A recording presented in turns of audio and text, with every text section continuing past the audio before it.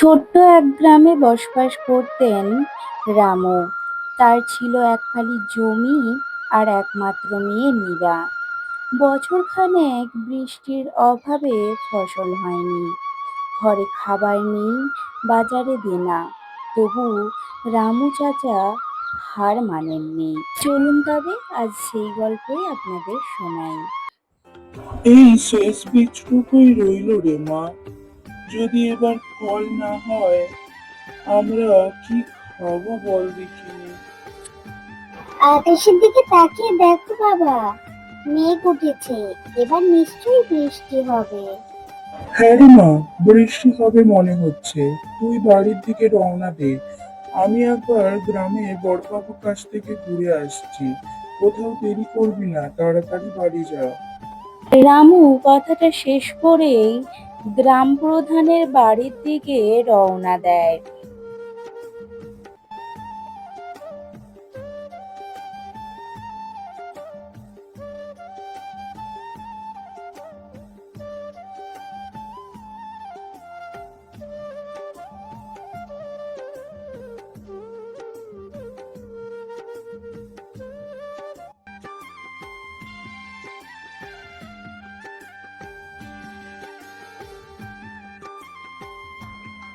হ্যাঁ রামু যে, তোমার জন্যই অপেক্ষা করছিলাম এতক্ষণ ধরে।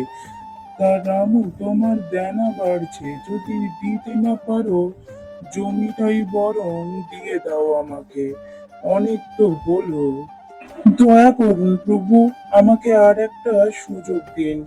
এবারে যদি ফসল ভালো হয়, আপনার দেনা পাওনা সব মিটিয়ে দেব আমি। সুযোগ সবার জন্য নয় রামু, তোমার সময় শেষ। গ্রাম প্রধানের কাছ থেকে রামু সোজা বাড়ির দিকে রওনা দিল।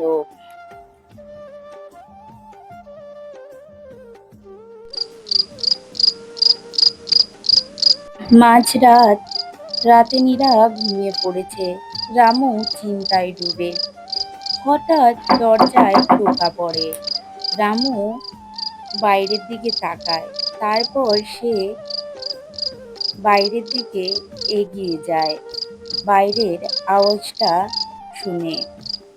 বাইরে বেরিয়ে এসে রামু আশেপাশে কাউকেই দেখতে পায় না। তবে তার বাড়ির সামনে কেউ একটা কলসি ভরা উন্নত মানের ধানের বীজ রেখে গেছে। রামু চিন্তায় পড়ে যায় যে এই বীজ কে রেখে গেল।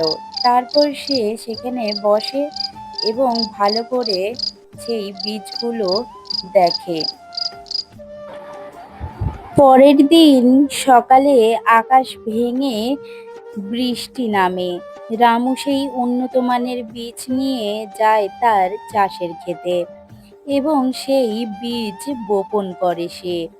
এরপর তুমুল বৃষ্টি শুরু হয়। আরে মা, আস্তে আয়, এত ছুটছিস কেন? পড়ে গেলে লাগবে যে তোর। কি হয়েছে? বাবা, তুমি কি জানো, গ্রামের সবাই বলছে তোমার ধান খেতে প্রচুর ধান হয়েছে। তাই নাকি রে মা? আমি তো কয়দিন ধরে যাইনি মাঠের ধারে। চল দেখি দুইজন গিয়ে দেখে আসি একবার। এরপর রামু আর তার মেয়ে নীরা ধান ক্ষেতের দিকে রওনা দেয়। বাবা বাবা, দেখো, গ্রামের লোক ঠিকই বলেছিল, আমাদের ফসল অনেক বেশি হয়েছে। হ্যাঁ রে মা, তাই তো দেখছি, সবই ভগবানের কৃপা।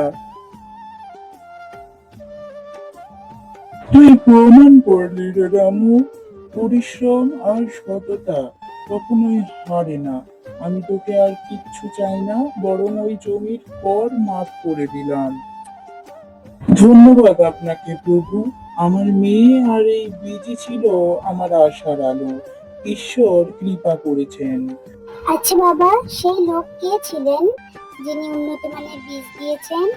জানি না রে মা, তবে সত্যিকারের দেবতা, যার নাম হয়তো আমরা কোনোদিনও জানবো না, তবে তার উপহার আমাদের জীবন বদলে দিয়েছে। মাটিকে ভালোবাসলে মাটি ফিরে ভালোবাসে, আর বিশ্বাস পরিশ্রম তাই তো মানুষ সবচেয়ে বড় সম্বল। আজকে ভিডিওটা কেমন লাগলো জানাতে ভুলবেন না। সবাই ভালো থাকবেন, সুস্থ থাকবেন। ধন্যবাদ সবাইকে।